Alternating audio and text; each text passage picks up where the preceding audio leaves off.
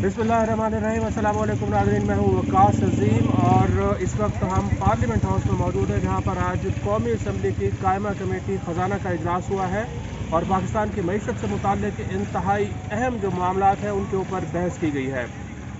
पिछले चंद माह के दौरान वज़ारत ख़जाना और स्टेट बैंक ऑफ पाकिस्तान ये कोशिश कर रहे थे कि जिन बैंकों ने डॉलर को मसनूई तरीके से ऊपर करके मुनाफा कमाया था उनके ख़िलाफ़ कार्रवाई की जाए और एक इंक्वायरी रिपोर्ट मुकम्मल की जाए। आज जब ख़जाना कमेटी का इजलास हुआ है तो जब गवर्नर स्टेट बैंक ने इसके ऊपर ब्रीफिंग देने की कोशिश की तो जो अराकीन हैं और चेयरमैन ने यह फैसला किया कि इस ब्रीफिंग को इन कैमरा रखा जाए।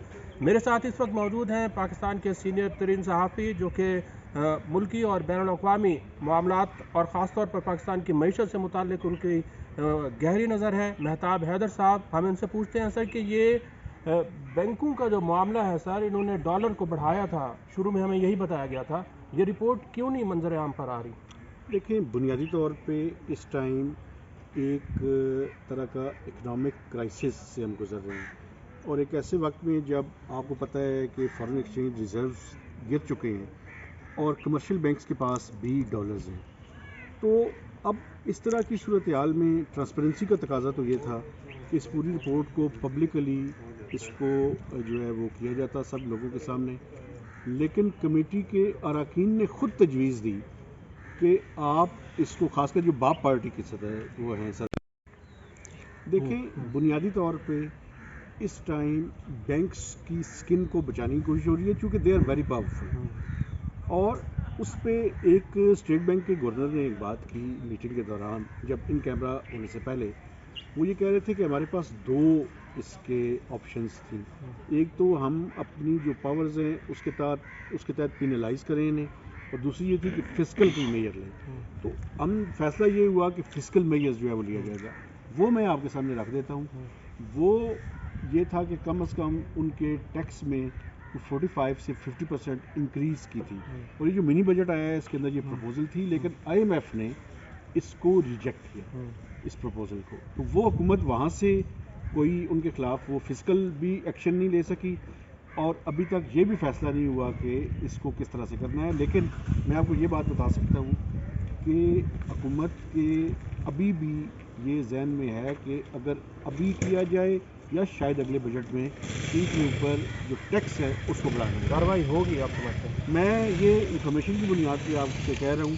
लेकिन जिस तरह की कंप्रोमाइज़ हो रहे हैं उस तरह की पाकिस्तान में आपको पता है कि इतना आसान नहीं है बैंक से खिलाफ करना। और एक और बात भी मैं आपको बताऊँ, देखें ये जो last state bank of Pakistan का एक्ट में चेंजेस आई हैं, उस चेंजेस में गवर्नमेंट जो है वो सेंट्रल बैंक से बारविंग नहीं कर सकती, उस पर पाबंदी लगा दी है।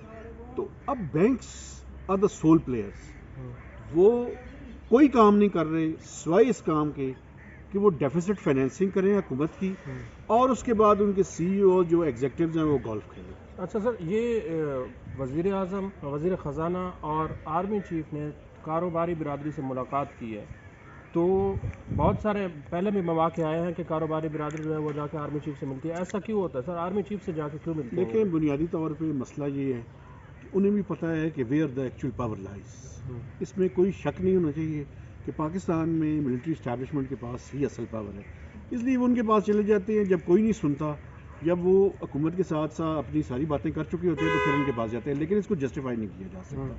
ये एग्जीक्यूटिव्स का काम है, ये मिनिस्ट्री ऑफ फाइनेंस का, FBR का और स्टेट बैंक का और BOI का और मिनिस्ट्री ऑफ कॉमर्स का और मिनिस्ट्री ऑफ इंडस्ट्रीज़ का, कंपटीशन कमीशन ऑफ पाकिस्तान का और जितने मुतलका इदारे हैं, ये उनका काम है कि वो जो बिजनेसेस से रिलेटेड जो जेन्युइन और एक्चुअल प्रॉब्लम्स हैं उनको हल करें। वो बिजनेसमैन भी जो हैं पाकिस्तान के, उनकी भी अजीब सी सोच है। वो सब्सिडीज़ के लिए तो यहाँ पे लॉबिंग कर लेते हैं और डोल आउट जो है वो कर लेते हैं। टेक्सटाइल वालों को देख ले, पिछले साल 540 अरब रुपए की सब्सिडी ली और उतनी एक्सपोर्ट्स की, तो आपने कौन सा कमाल कर दिया भाईजान। लेकिन पॉलिसी मेकर्स को भी चाहिए कि वो सब्सिडी को लिंक करें उनकी एक्सपोर्ट इंक्रीज़ के साथ। जितनी यूनिट इंक्रीज़ हो उतनी सब्सिडी लें, कोई प्रॉब्लम नहीं है। लेकिन ये डोल आउट का तो कोई जस्टिफाई नहीं किया जा सकता। आखिरी चीज़ सर कि सऊदी अरब ने तुर्की में $5 अरब का डिपॉजिट करा दिया है, पाकिस्तान के साथ अभी तक मामला हल क्यों नहीं कर रहा सर, कोई क्या इशू है? देखिए, बुनियादी तौर पे मसला ये है कि سعودی عرب اور یہ جتنا ریجن ہے گلف ریجن، ان کی نئی نئی محبت آئی ایم ایف کے اور ورلڈ بینک کے ساتھ ہے، کیونکہ سننے میں یہ آ رہا ہے کہ آئی ایم ایف اور ورلڈ بینک اپنے ریجنل آفسز شاید شفٹ کر رہے ہیں وہاں پہ۔ ابھی اس کے بارے میں کوئی چیز سامنے تو نہیں آئی، لیکن یہ سننے میں آ رہا ہے۔ اور دوسری طرف امریکہ کی مرضی کے بغیر بھی کوئی کام نہیں کرتے ہوئے، تو اگر امریکنز ہمیں کوئی سزا دینا چاہتے ہیں کچھ اسٹریٹجک ڈیپتھ کے ایشوز کے اوپر، تو اس کا ٹول آئی ایم ایف بھی ہے، اور اس میں یہ جو ممالک ہے ان کا بھی رول ہے۔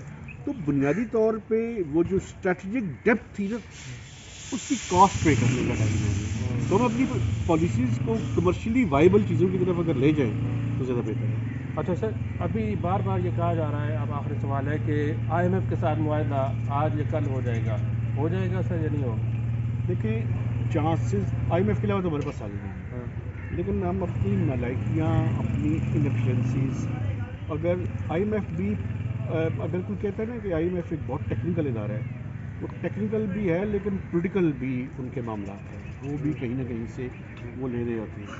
تو بنیادی طور پہ ہمیں ایک تو اپنے ہوم ورک کو بہتر کرنے کی ضرورت ہے، اور دوسری طرف ابھی آپ نے دیکھا کہ انہی دنوں میں یو ایس ٹریجری سیکٹری سے ڈپٹی سیکٹری سے فائنانس منسٹر نے کال بھی کی اور زوم پہ میٹنگ کی، تو بیسیکلی وہاں سے بھی یہ مقصد تھا کہ وہاں سے بھی آئی ایم ایف کو کہا جائے کہ ہاتھ کھولا رکھا جائے۔